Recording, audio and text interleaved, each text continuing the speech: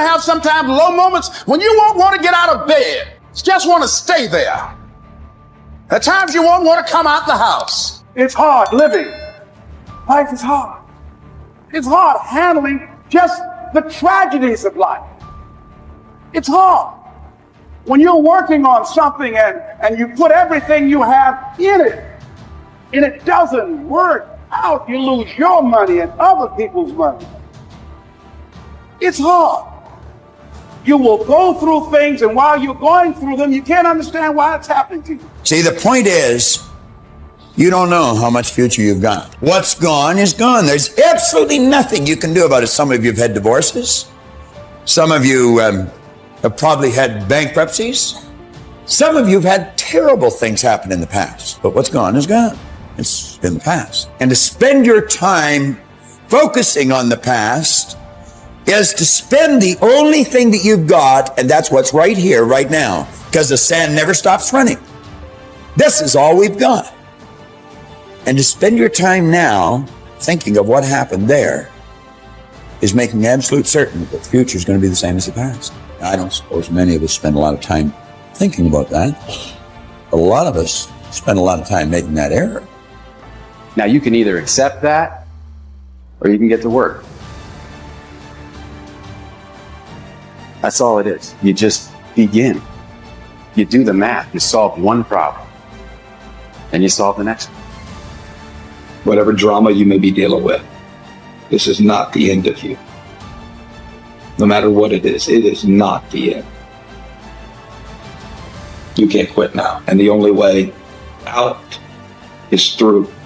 All you do is you fall down, get back up again, fall down, get back up again, fall down, get back up again.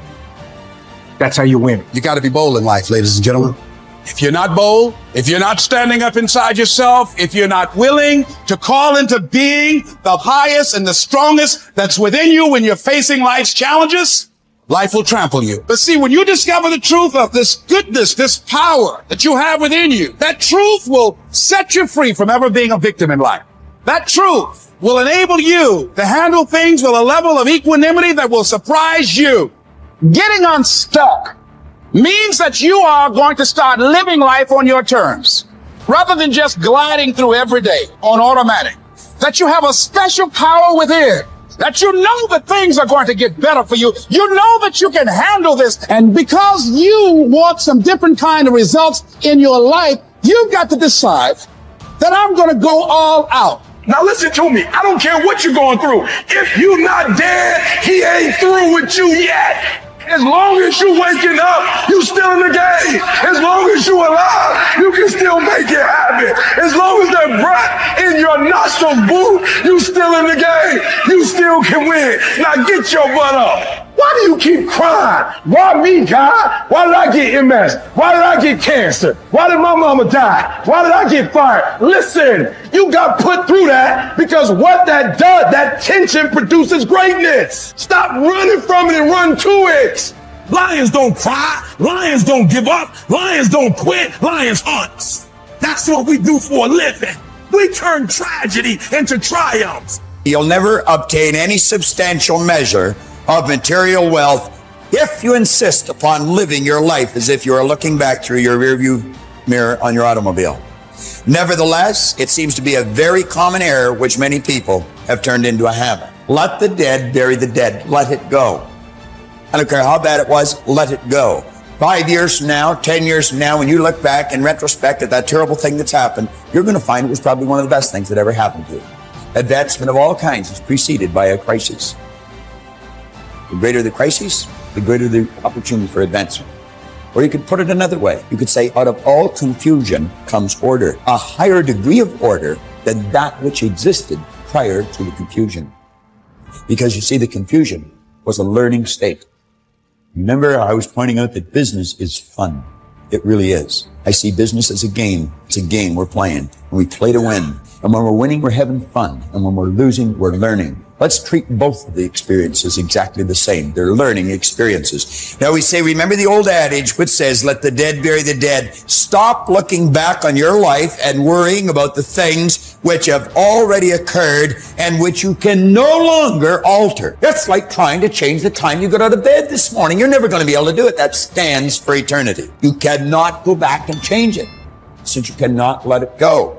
Pursuing that kind of mental activity will never lead to anything worthwhile, any worthwhile accomplishment in your life. You should understand, moreover, that all accomplishments in your life, you should understand, moreover, that all of the great achievers of the past have been visionary figures. They did with their life what, like Scott was saying, he does with his music. He heard it in here. They see their life in here. They're building visions of a great future. We've got a vision of a great company. We've already got a great company. We want a better one. We serve a lot of people. We want to serve more. And as we do, we receive greater rewards. Because when we receive greater rewards, we become more comfortable, more creative, and we can provide more service. It's a beautiful cycle that we're in. Looking into the past is a self-doom fulfilling cycle. You just keep getting it worse, worse, worse. We've all done it, so we know what it's like. These visionary figures were men and women who projected into the future, and they did not belabor over things which had already passed.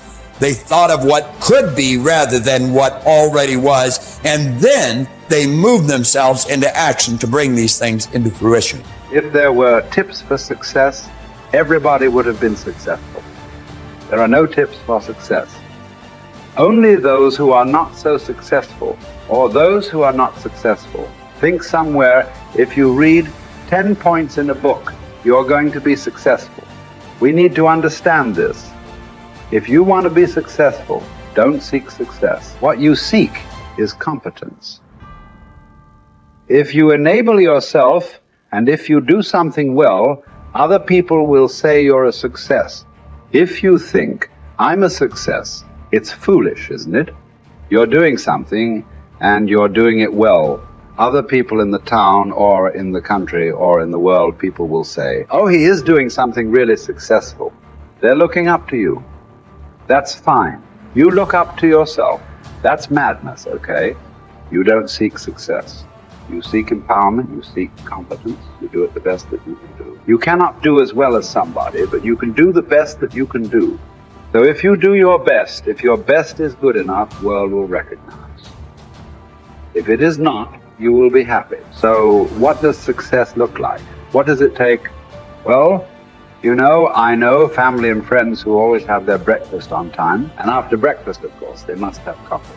After coffee, of course, they must light up a cigarette, sit there nicely, because they're trying to become peaceful. And then they will go to work, come back home exactly on time for lunch, eat lunch, rest for 1 or 2 hours, sleep, then evening have one tea, and then smoke, and then again go to work. And at 8 o'clock, 8:30, they're back home for dinner, and then maybe other things, drink and this and that and whatever.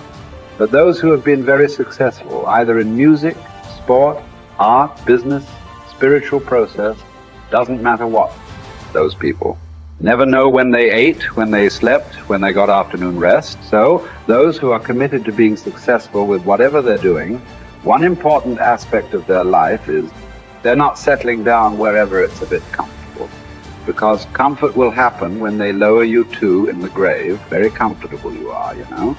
Right now it's about ensuring that there is profoundness of experience and there is impactfulness of activity.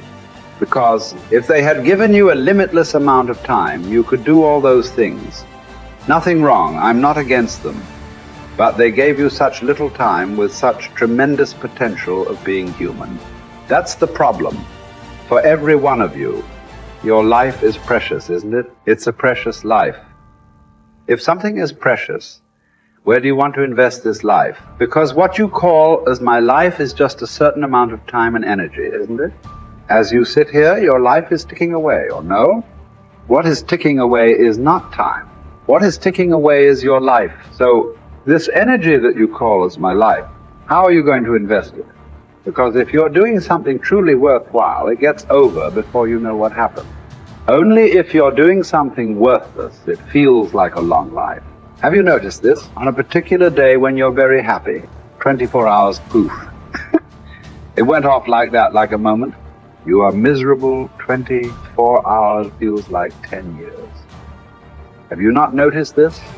So, only miserable people will have a long life. Joyful people, life goes away like that as if it's a couple of days.